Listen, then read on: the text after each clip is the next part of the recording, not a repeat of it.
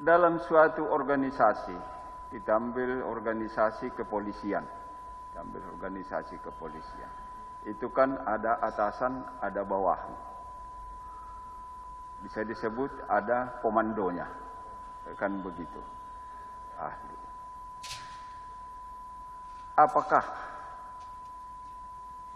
perintah atasan kepada bawahan tersebut bisa dikategorikan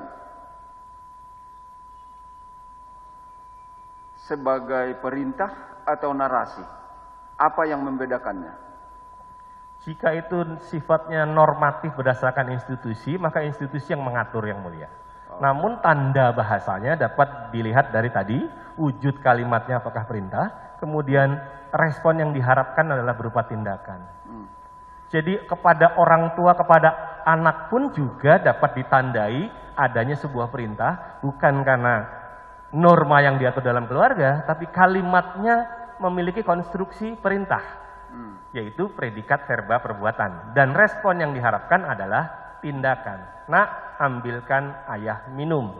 Tidak ada yang mengatur regulasi, tapi dari ambilkan menandai bahwa itu adalah kalimat perintah dari si pengujar kepada lawan bicara atau orang yang diajak bicara. Gitu ya. Apakah bisa disebut kalau suatu perintah itu wajib dilaksanakan, tapi kalau narasi tadi bisa diabaikan, seperti itu kah? Hakikatnya perintah mengharapkan respon berupa tindakan, Yang Mulia. Soal wajib dan tidak wajib norma di antara partisipannya. Baik, oke. Seperti ini contohnya, ini dalam konteks kedinasan, atasan dan bawahan. Nah, seperti itu ya. Perintah dari atasan itu ganti sebagian dengan tawas. Itu narasikah atau perintah? Dari predikat verbanya perintah, Yang Mulia. Perintah ya. Karena ganti. Berarti harus ada respon dari yang menerima perintah. Mengharapkan respon dari lawan bicara. Baik. Dari perintah tersebut, apakah menurut ahli itu sudah jelas atau masih ambigu, memerlukan penafsiran supaya bisa dilaksanakan oleh penerima perintah? Dari pilihan katanya tidak ada yang ambigu, Yang Mulia.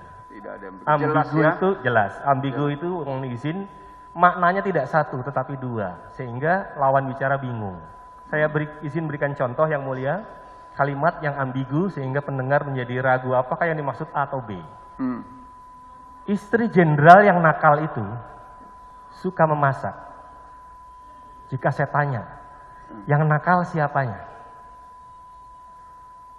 Istri jenderal yang nakal itu suka memasak. Maka ambigu, karena nakal adjektiva yang bisa melekat pada istri dan bisa melekat pada jenderal. Tapi kalau kalimatnya istri jenderal yang cantik itu suka memasak, maka cantiknya tidak ada keraguan adalah pada istrinya. Nah, pada ganti tadi, dengan kata ganti tadi tidak menimbulkan keraguan, Yang Mulia. Tidak ya. Baik. Jelas perintahnya ya. Jelas kalimat perintahnya. Kemudian ada lagi seperti ini perintah. Jangan lupa ya singgalang satu. Nah, itu apakah narasi atau perintah yang jelas tidak perlu penafsiran? Dari konstruksi pilihan katanya jangan itu adalah perintah ya. Tergolong perintah untuk tidak melakukan sesuatu hal. Yaitu jangan. Sedangkan yang diperintahkan sampai dengan lupa. Jadi jangan lupa itu perintah untuk jangan sampai lupa tentang sesuatu.